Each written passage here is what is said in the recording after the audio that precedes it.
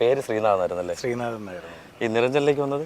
നിരഞ്ജനിലേക്ക് വന്ന് നമ്മുടെ ഫീൽഡിലേക്ക് വരുന്നതിൻ്റെ ആഗ്രഹം നടക്കുന്ന സമയത്ത് എന്താ പറയുക, ഒരാളിങ്ങനെ പറഞ്ഞ് പേരൊന്ന് ജസ്റ്റ് മാറ്റി നോക്കൂ എന്നൊക്കെ പറഞ്ഞിട്ടാണ്.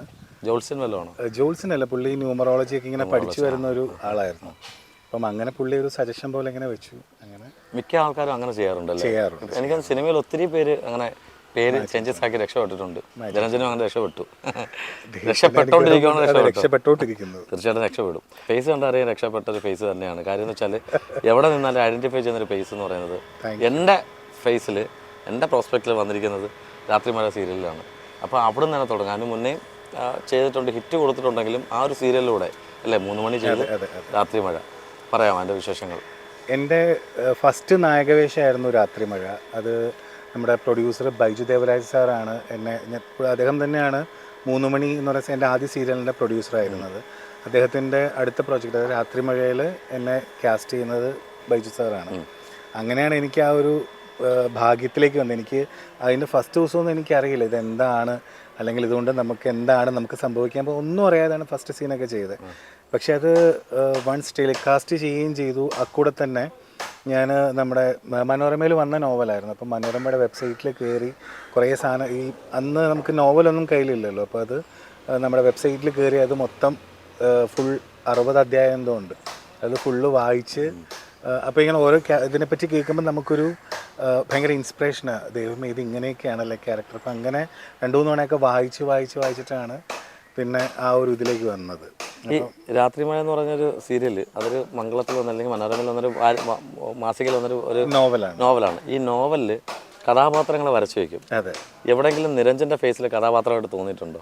തോന്നിയിട്ടുണ്ട്. നമ്മുടെ റൈറ്റർ മുരളീശേട്ടനായിരുന്നു, മുരളി നെല്ലനാടായിരുന്നു എൻ്റെ റൈറ്റർ. അദ്ദേഹം ഇങ്ങനെ പറഞ്ഞിട്ട്, അപ്പം ഞാൻ എൻ്റെ ഇൻസ്റ്റയിൽ ഒരു പോസ്റ്റ് ഇട്ടിട്ടുണ്ടായിരുന്നു. ആരോ ഒരു ആൾ ചെയ്തു തന്നൊരു പോസ്റ്റായിരുന്നു. സീരിയലിൽ വന്ന എപ്പിസോഡിൻ്റെ ഒരു ക്ലിപ്പും ഒരു ഫോട്ടോയും മനോരമയിൽ വന്ന ഒരു ഫോട്ടോയും കൂടെ വെച്ചിട്ട് ഒന്നിച്ചാക്കിയിട്ട് ഒരു ഫോട്ടോ തന്നിട്ടുണ്ട്. ഏകദേശം ഒരു സിമിലാരിറ്റി തോന്നിയിട്ടുണ്ട്. ഇപ്പം ആൾക്കാർ എൻ്റെ അടുത്ത് ഇങ്ങനെ പറഞ്ഞിട്ടുണ്ട്, ആദ്യം ഈ രാത്രിമഴ നോവൽ വായിക്കുന്ന സമയത്തൊന്നും അവരുടെ മനസ്സിലൊന്നും എൻ്റെ ഒരു രൂപമേ ഇല്ലായിരുന്നു. അവർ പല വലിയ ആർട്ടിസ്റ്റുകളൊക്കെയാണ് കണ്ടിട്ടുണ്ടായിരുന്നത്. അപ്പം പലരും അങ്ങനെയാണല്ലോ, നമ്മളൊരു കഥ വായിക്കുമ്പോൾ നമ്മൾ എന്തായാലും അതിനകത്ത് ഒരാളെ സങ്കല്പിച്ചിട്ടായിരിക്കും നമ്മൾ കഥ വായിക്കുന്നത്. ഇപ്പം മമ്മൂട്ടിയെ വെച്ച് സിനിമ എഴുതുന്നവരുണ്ട്, മോഹൻലാലിനെ വെച്ചിട്ട് എഴുതുന്നവരുണ്ട്. പിന്നെ അത് നടക്കൂല്ലോ എന്നുള്ളത് രണ്ടാമത്തെ കാര്യം. പക്ഷെ എന്നാലും ആ റൈറ്ററെ അല്ലെങ്കിൽ വായിക്കുന്ന ആളുടെ മനസ്സിൽ അതെപ്പോഴും അവരായിരിക്കും. തീർച്ചയായിട്ടും. അപ്പം അങ്ങനെ ചിന്തിച്ചവരുണ്ടെന്ന് പറഞ്ഞിട്ടുണ്ട്. അപ്പം അതിനുശേഷം ഞാൻ വന്നപ്പം ആദ്യം അംഗീകരിക്കാൻ പാടായിരുന്നു, പിന്നെ അംഗീകരിച്ചു എന്നും പറഞ്ഞിട്ടൊക്കെ എനിക്ക് മെസ്സേജ് വന്നിട്ടുണ്ട്. അപ്പം എൻ്റെ കരിയറിൽ എൻ്റെ ഏറ്റവും ടോപ്പിൽ നിൽക്കുന്നത് രാത്രിമഴയാണ്. അത് നമുക്കൊരിക്കലും മറക്കാൻ പറ്റത്തില്ല ആ ഒരു കഥാപാത്രം. പിന്നെ ഡയറക്ടർ എങ്ങനെയാണ് നിരഞ്ജന, അതായത് ഈ നോവലിൽ അതേ കഥാപാത്രം, അതേ ഫേസ്, നിരഞ്ജൻ്റെ ഫേസോട്ട് എങ്ങനെയാണ് ഒരു സിമിലാരിറ്റി അദ്ദേഹം കണ്ടെത്തിയത്? എനിക്ക് അതിനെപ്പറ്റി കറക്റ്റ് അറിയില്ല. പക്ഷെ എന്നാൽ പോലും ഞാൻ പറഞ്ഞല്ലോ 3 മണിയുടെ പ്രൊഡ്യൂസർ തന്നെയാണ് രാത്രിമഴ, ബൈജു സാർ തന്നെയാണ്. അപ്പം സാറ് തന്ന 2 ഗിഫ്റ്റിലൊന്നാണ് ഈ പറഞ്ഞ രാത്രിമഴ. 3 മണി ചെയ്തുകൊണ്ടിരിക്കുന്ന സമയത്താണ് ഏകദേശം എന്നെ അതിൽ നിന്ന് മാറ്റിയിട്ട് സാർ ഇതിലേക്ക്, 2 ഫ്ലവേഴ്സിലായിരുന്നു, ഇതിലേക്ക് എന്നെ കാസ്റ്റ് ചെയ്യുന്നത്. അപ്പം എന്തെങ്കിലും ഒന്ന് സാറ് കണ്ടിട്ടുണ്ടാവും. നമുക്ക് ഒരു ആർട്ടിസ്റ്റ് എന്നുള്ള രീതിയിൽ നമുക്ക് അറിയാൻ പറ്റില്ല ഏത് രീതിയിലാണ് നമ്മളെ കാണുന്നത്, അല്ലെങ്കിൽ ആ കഥാപാത്രവുമായിട്ട് ആപ്റ്റ് ആയിട്ടുണ്ട് എന്നൊക്കെ പിന്നീട് ഇങ്ങനെ ആരൊക്കെ ഇങ്ങനെ പറഞ്ഞു കേട്ടിട്ടുണ്ട്. പിന്നെ എല്ലാം ദൈവത്തിന്റെ കയ്യിലാണ്. ഇമോഷണൽ ഹസ്ബൻഡ് ആയിരുന്നു കഥാപാത്രം. ഭയങ്കരമായിട്ട് ഒരു കാമുകയുണ്ട്, പക്ഷേ കുറച്ച് സിറ്റുവേഷൻസ് പ്രകാരം അയാൾ കല്യാണം കഴിച്ചിട്ട് അപ്പം അയാൾക്ക് ആ കാമുകിയെ മറക്കാൻ പറ്റുന്നില്ല. അപ്പം ആ ഭാര്യയ്ക്കും കാമുകിക്കും ഇടയിലുള്ള ഒരു സംഘർഷമുണ്ട്. അതാണ് അതിനകത്ത് നമുക്ക് രണ്ടുപേരെയും പാരലി കൊണ്ടുപോകണം എന്നുള്ളൊരു ചിന്തയായിരുന്നു ആ ഒരു സീരിയൽ വന്നിരുന്നത്. അങ്ങനെയായിരുന്നില്ല.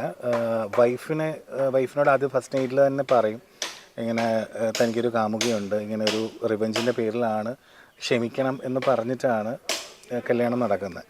അപ്പോൾ അതിനുശേഷം പോലും പുള്ളിക്ക് കഥയുടെ അവസാനം വരെ ഈ പറയുന്ന ഭാര്യ ക്യാരക്ടറിനോടൊരു പ്രേമോ അങ്ങനെ ഒന്നും തോന്നുന്നില്ല. ഇയാൾ ഫുൾ തൻ്റെ കാമുകിയെ മനസ്സിലിങ്ങനെ വിചാരിച്ചിട്ട് ഇങ്ങനെ, അതായത് പറയത്തില്ല നമ്മളെ നീറി അങ്ങനത്തെ ഒരു ടൈപ്പ് ക്യാരക്ടറായിരുന്നു. നെഞ്ചു പൊട്ടി ജീവിക്കുന്ന അങ്ങനത്തെ ഒരു കഥാപാത്രത്തിൽ നിന്ന് മാറുന്ന ഒരു നിരഞ്ജനെ കാണുമല്ലോ. ഒരു അച്ഛനാണ്, ഒരു ഹസ്ബൻഡാണ്. രാത്രിമഴ സീരിയൽ കണ്ട് ആ ഒരു കഥയായിട്ട് ബന്ധപ്പെടുത്തി വൈഫോട് സംസാരിക്കുമ്പോൾ, അതുണ്ടെന്നല്ല സംസാരിക്കും, വൈഫ് എപ്പോഴെങ്കിലും പറഞ്ഞിട്ടുണ്ടോ നിങ്ങൾക്ക് ആ ക്യാരക്ടർ ചേർന്നിട്ടില്ല, അല്ലെങ്കിൽ അത് ചെയ്ത് കൊള്ളാം എന്നൊക്കെ? തീർച്ചയായിട്ടും പറയുന്നുണ്ട്. ഈ രാത്രിമഴ കഴിഞ്ഞിട്ടാണ് ജസ്റ്റ് എൻ്റെ എൻഗേജ്മെൻറ്റ് നടക്കുന്നത്. അപ്പോഴത്തേക്കും ഓൾറെഡി റണ്ണിങ് ടൈമിലാണ് അങ്ങനെ പെണ്ണ് കാണലും കാര്യങ്ങളൊക്കെ ഉണ്ടായത്. ആൾക്ക് ഭയങ്കര ഇഷ്ടമായിരുന്നു രാത്രിമഴയിലെ ആ ഒരു ക്യാരക്ടർ. ഇപ്പോഴും പറയും അങ്ങനത്തെ ഒരു ക്യാരക്ടർ, രാത്രിമഴ ക്യാരക്ടർ പോലത്തെ സുധി എന്നാണ് ക്യാരക്ടറിൻ്റെ പേര്, അതുപോലെ ഒരെണ്ണം കിട്ടിയിരുന്നെങ്കിൽ നന്നായിരുന്നു എന്നിങ്ങനെ ഇടയ്ക്ക് ഇങ്ങനെ ആഗ്രഹം പറയും. കാരണം ഈ എല്ലാവരുടെയും മനസ്സിൽ ഇപ്പം എനിക്കാണെങ്കിലും ഇപ്പം അനീഷിനാണെങ്കിലും നമുക്കൊരു പ്രേമം അല്ലെങ്കിൽ നമുക്കൊരു എല്ലാവരും ആഗ്രഹിക്കുന്ന സ്നേഹമാണ്. അതെ അതെ. അപ്പം എല്ലാവർക്കും ആ ഒരു അളവിൽ കിട്ടുക എന്ന് പറയുന്നത് ചിലപ്പം പോസിബിൾ ആയിട്ടുള്ള കാര്യമല്ല. അല്ലല്ല. അപ്പം കിട്ടുന്നത് ഭാഗ്യം എന്ന് വിചാരിക്കുന്നവരുണ്ട്, അപ്പം കിട്ടാത്തതും സങ്കടം എന്ന് ചിന്തിക്കുന്നവരുണ്ട്. അപ്പം എൻ്റെ അടുത്ത് ഒരു പ്രേക്ഷക ഇങ്ങനെ പറഞ്ഞിട്ടുണ്ട്, അതുപോലെ ജസ്റ്റ് ഒന്നൊരു കാര്യങ്ങൾ നമ്മളോട് സംസാരിക്കാമോ, അല്ലെങ്കിൽ സുധി അർച്ചനയെന്ന് വിളിക്കുന്നത് പോലെ എന്നോടൊന്ന് സംസാരിക്കാമോ എന്നൊക്കെ നമ്മുടെ അടുത്ത് ചോദിച്ചിട്ടുണ്ട്. അപ്പോൾ വൈഫ് ഇങ്ങനെ ഇടയ്ക്ക് ഇങ്ങനെ എപ്പോഴോ പറഞ്ഞിട്ടുണ്ട്, അതൊക്കെയാണ് സ്നേഹം എന്നൊക്കെ പറഞ്ഞിട്ട് ഇങ്ങനെ പറഞ്ഞിട്ടുണ്ട്. വൈഫ് എപ്പോഴെങ്കിലും ആഗ്രഹിക്കുന്നുണ്ടോ അതിലൊരു കഥാപാത്രമായിട്ടൊന്ന് ഒരു ഡയലോഗ് പറയാനായിട്ട് പറഞ്ഞിട്ടുണ്ടോ? ഇല്ല, അങ്ങനെ പറഞ്ഞിട്ടില്ല.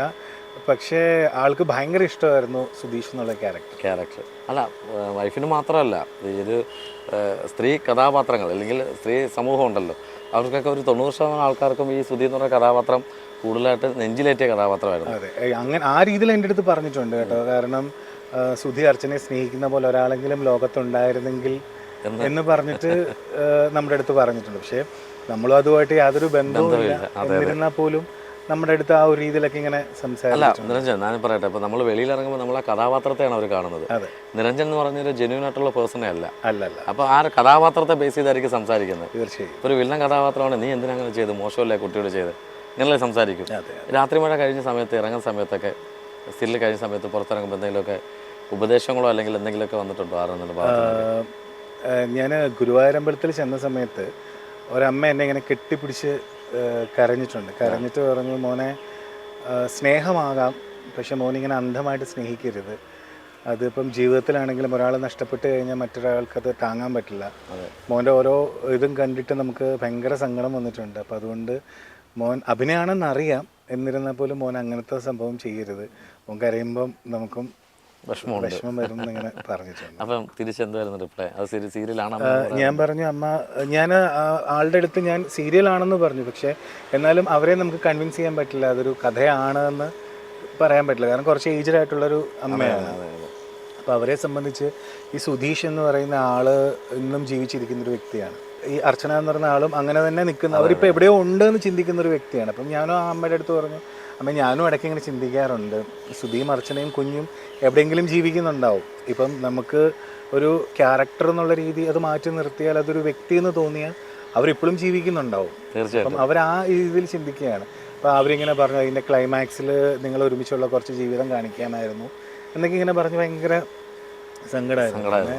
എന്താ പറയുക, കെട്ടിപ്പിടിക്കുക അനുഗ്രഹിക്കുകയൊക്കെ ചെയ്തിട്ടാണ് അവർ വിട്ടത്. അതൊക്കെ കാണുമ്പോൾ നമുക്ക് ഭയങ്കര സന്തോഷമല്ലേ? ഭയങ്കര സന്തോഷം.